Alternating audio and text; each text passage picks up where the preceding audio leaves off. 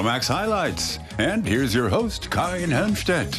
Greetings from the German capital and welcome to our highlights of the week, which this time round happen to include the following stories. Photo file. Iwan Baan photographs buildings and their context. Berlin bound. Check out some top eats in the German capital by bike. And top talent, Barcelona is a big draw for young, creative people. Well, if 100 years from now anyone wanted to take a closer look at contemporary architecture from this day and age, they would very likely see a lot of it through the eyes of Iwan Baan. The Dutch photographer is the first choice for top architects like Kahls or Zaha Hadid when it comes to capturing their buildings for posterity. Well, his trademark is always to show the building within the context of its surroundings, and we went to see him at work in Basel, Switzerland.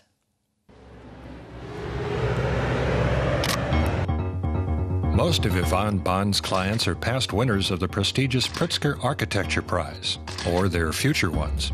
The acclaimed photographer has worked with famous names such as Zaha Hadid, Swiss architecture firm Herzog & de Meuron, and his fellow Dutchman Rem Koolhaas.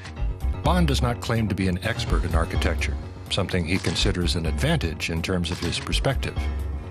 My interest and my knowledge in architecture is only very limited in a way, and I'm very quickly distracted by all the other things around it. So it's not so much sort of the iconic image perfectly cropped out, only the building where you don't, it could be anywhere, but you give it a place in a city and a meaning. This is the latest building designed by the architecture duo Jacques Herzog and Pierre de Meuron. A new hall for Basel's downtown exhibition center. I started working with Herzog and de Meuron about 7 years ago. It was the time that I went a lot to China for Rem Koolhaas and for the construction of CCTV. And I thought I should make my stays there a little bit more productive.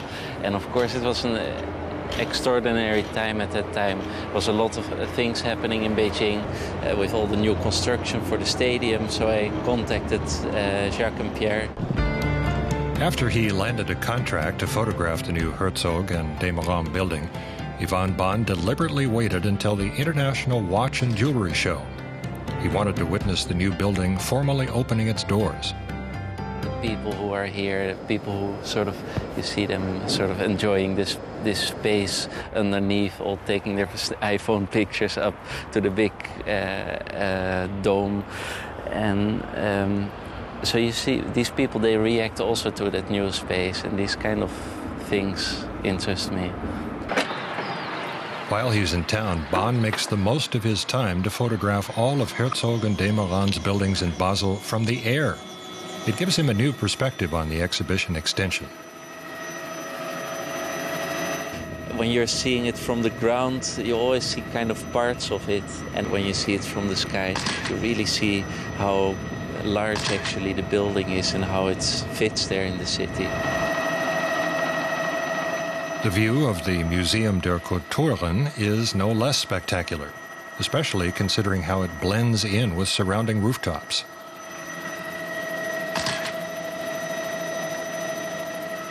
Then there's the Vitra Museum, located just outside the city. Yeah, we planned this shoot already a few times, but every time there was one of the buildings not completely finished. It was not really the right time of the year, so we postponed it a few times, and then we said, let's wait till the fair is really finished. And we were lucky this morning. We had perfect weather and sort of everything came together. The new exhibition hall includes a pavilion designed by Japanese architect Toyo.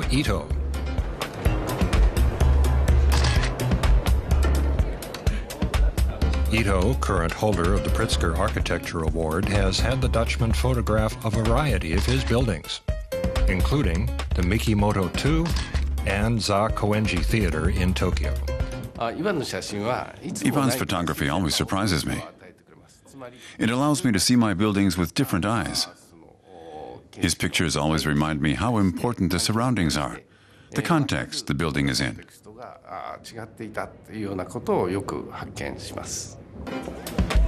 The international demand for Baan's services has made him a veritable globetrotter. His next destination will be Milan, before scheduled photo shoots in Dubai, Tokyo, and the U.S. Well, the really high tourist season is just getting off the ground here in Berlin as the days get warmer and longer. And this year, the city can actually expect more than 10 million visitors. And to cater to the huge variety of people visiting the German capital, more and more specialized tours are popping up. So anyone who wants to get off the beaten track can find a different angle on the city. And one of the newest tours involves a mock picnic basket and is specially tailored for people with a keen sense of taste. This is the side of the German capital that everyone knows. The Reichstag, Currywurst, and the Brandenburg Gate. But there's a lot more to Berlin than its tourist attractions. Tourists willing to jump on a bike can discover a lesser-known but no less exciting aspect of the city. The idea of Pickfein is to take visitors on a culinary tour of the German capital. Berlin's famous for its thriving art scene, but what a lot of people don't know is that it's also home to a lively food scene. For example, it's many small companies that produce handmade specialties. Even local residents are intrigued. I have visitors in town and we thought this would be interesting. It's about seeing things made with love, by people who really believe in what they do. It's good to see another side of Berlin, not just the usual sights everyone knows.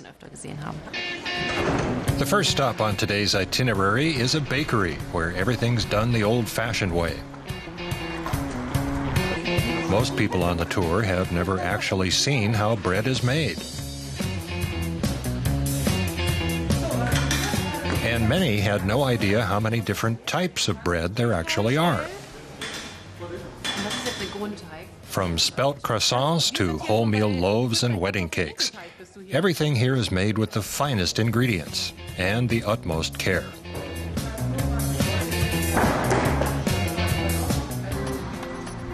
The tour goes off the beaten track and takes participants into parts of town that don't necessarily feature in the usual guidebooks.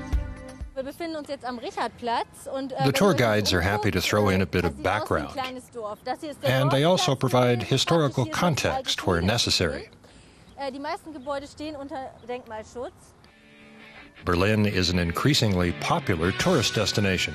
There's a lot to see and do, and a variety of ways to explore the city. Jogging through it, for example, or strolling through the historic Nikolaiviertel with a night watchman. Some places, which time seems to have forgotten, can only be visited as part of a guided tour. But back to our foodies.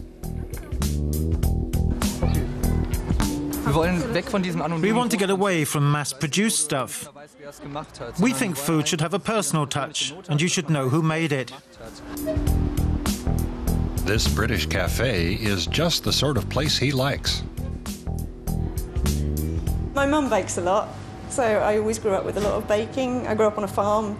My dad had a dairy herd, so we used to actually make the cream like we serve here when I was a kid.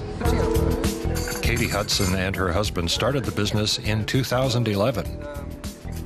What we're serving is traditional English scones. They gave up jobs in engineering and marketing to set up the cafe. And they've been keeping their customers satisfied ever since. I know. The Pickfein tour costs €30 per person, and it lasts for 5 hours. Falco Schumann makes jams and condiments. And he likes to experiment with unusual ingredients, like white poppy seeds. On one condition, the ingredients must be all natural.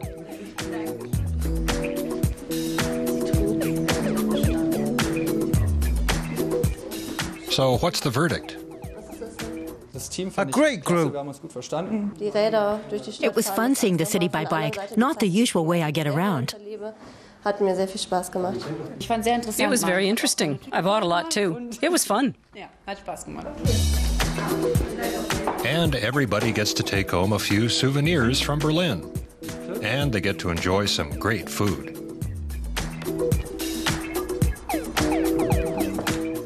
Well, the arrival of summer always brings a bit of a buzz into the air in the city, and it's an energy that comes from sheer excitement as the fashion-conscious get to shed their thick winter garb and start showing off their sexy summer duds.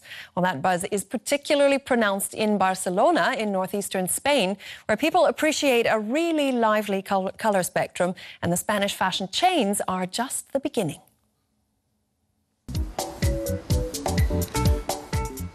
Some locals like it casual, while others prefer a little more style.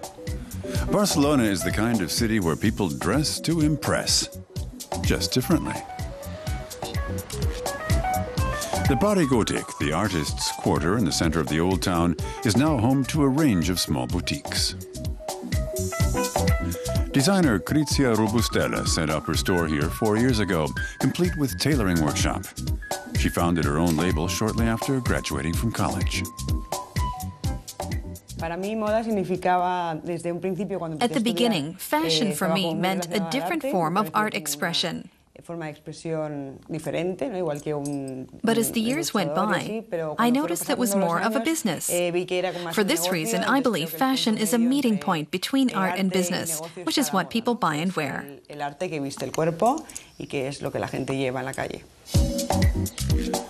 Krizia's designs are wild but wearable, glamorous and at the same time easygoing. The designer plays consciously with these contrasts. She wants her customers to have fun with her products. The clothes should make people smile. She combines cotton with upscale materials like silk. Making quality clothes at affordable prices is a key part of her concept. The items cost between 30 and 200 euros.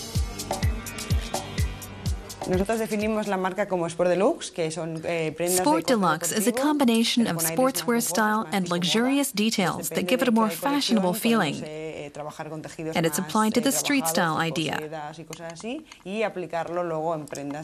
Eventually, a journalist defined the brand as Sport Deluxe.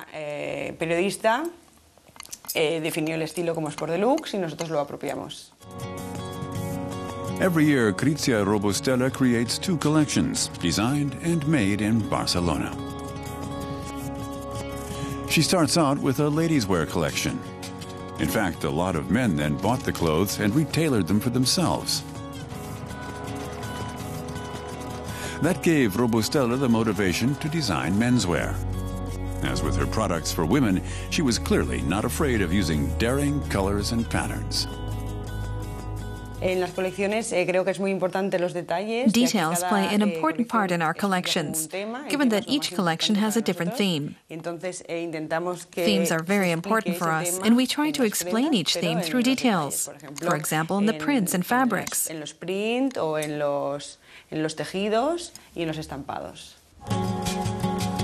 The 28-year-old's main inspiration is life itself and the world around her. A stroll through her neighborhood is always productive. The Bullerdieck and Elborn districts are the pulsating heart of Barcelona's creative scene and a continuous source of ideas for the designer. Barcelona inspires me as a city because it has mountains and a beach close by. You can see a lot of things in a short period of time. There are many people from different countries, from other communities in Spain, which makes it easier to work with people. The fact that everything is so close gives us many opportunities.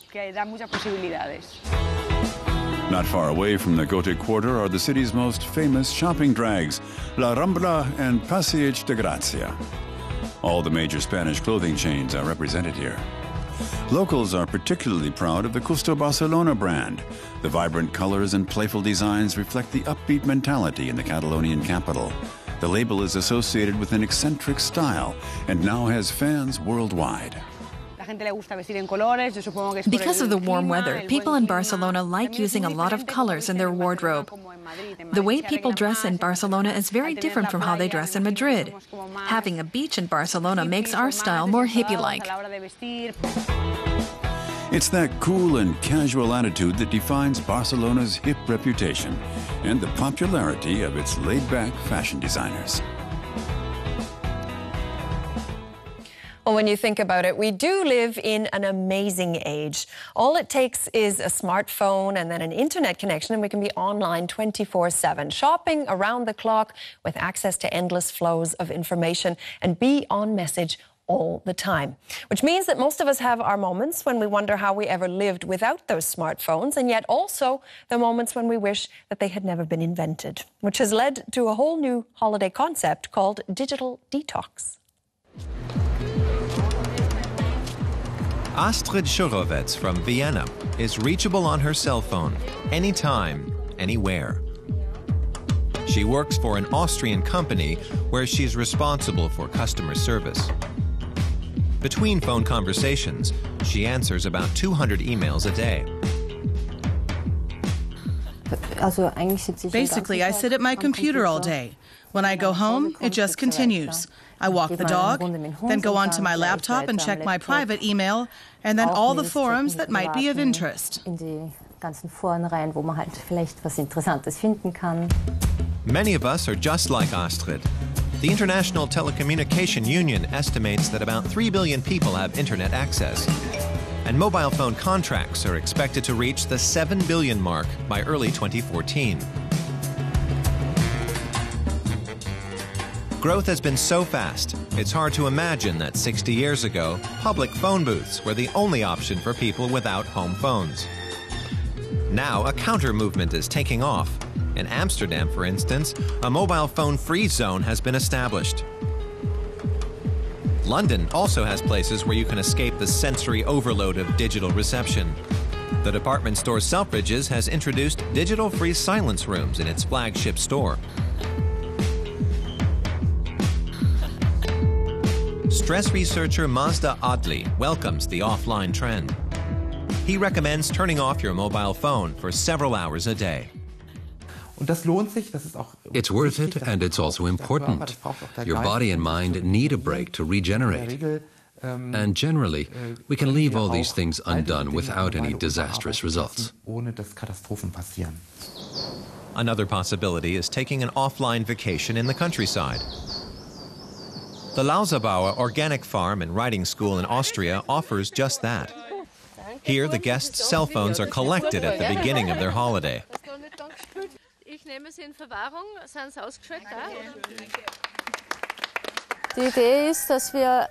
The idea is that we see, and our guests can see and feel, what it's like to get along offline.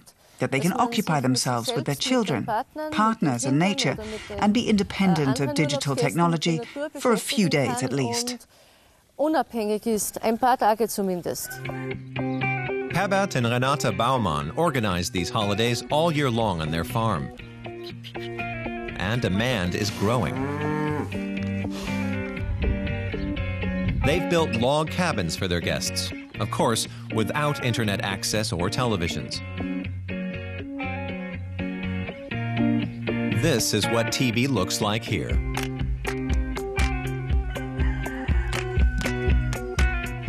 Astrid Schurowetz has booked a riding tour at the farm. I'm switching off completely, forgetting everything at home, concentrating on the horse, nature, and what the horse shows me, just enjoying it.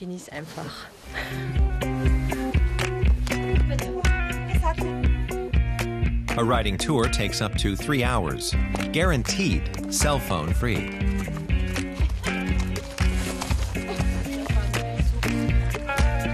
Offline vacationers can also go on hikes that feature sensory perception and awareness exercises, training the senses of touch, hearing, and taste. Offline, no TV, no cell phones, fantastic. A really different experience, free of electronic media and free of stress. I'm taking this home with me. I plan to do without any media for 2 hours a day. I'll read a book on my balcony without my laptop or cell phone next to me. I don't have to be reachable all the time. You can tell the others about it later, when you're back in the rat race. Well, here's a doozy. Anamorphosis is the projection of an image that you can only see from a specific angle. It's a technique that was used in Renaissance painting, but also by modern artists like Salvador Dali. Well, 61-year-old French artist Bernard Pras employs it for his work, and he pieces together what seem at first like piles of junk. But take a photo from just the right angle and a precise image will appear.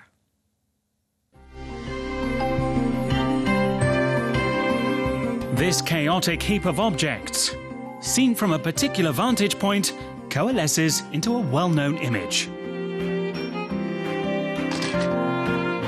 Then the three-dimensional installation becomes a photograph. It's a work by the French assemblage artist Bernard Pras. Here in his Paris studio, he's busy with a new creation. His palette consists of found objects: wood, iron, scraps of clothes and plastic toys. He makes use of anything that has the right colour. To guide him in placing the objects, Pras uses a photo. This time the motif is a work by the French Impressionist painter Claude Monet called Stormy et Étretat.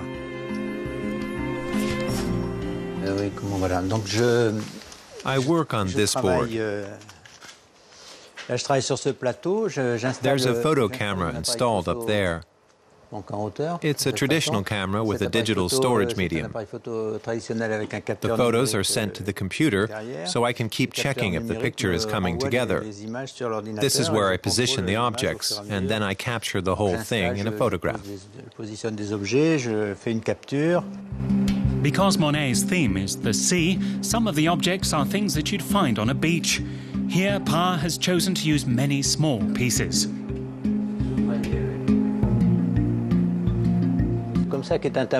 An Impressionist painting consists of many small daubs of color, and that's the function of the objects. They're like the pixels that provide the dots of color. Little skeletons and plastic strings are among the objects that will give Pras the color nuances he wants. Once they're assembled, he takes a picture. Here, Pras is using the skeletons and threads to form the ocean foam. He's been working for days on this section of Monet's painting.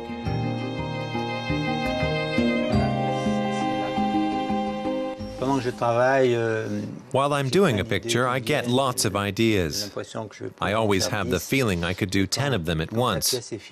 But when the picture is finished, I'm somehow empty. The hardest part for me is regaining the desire to do it. Bernard Pras started out as a painter, but around 30 years ago he put aside his paintbrush and started to build installations that he photographs from a certain angle. Pras uses this technique known as anamorphosis to create portraits of famous people like Albert Einstein or King Louis XIV. The large format pictures sell for around €10,000, the installations €30,000 and more. Bernard Pras has worked in many parts of the world: Ireland, China, South Korea and Africa. He collects his materials on site. Many of the objects have a connection to the person being portrayed. Pras usually takes 3 weeks to assemble one of his large installations. He has a number of assistants and he directs them. The installation is then destroyed after the photo is taken. Throwing away the objects that have become part of this personality is hard to do. It hurts, but it's part of the game. It's the end of it. Sometimes Pras buys remaindered items from toy shops or shoe stores, but usually he hunts down his objects at flea markets. He still needs a few colours for his Monet picture. These toys provide the exact shade he needs for the waves.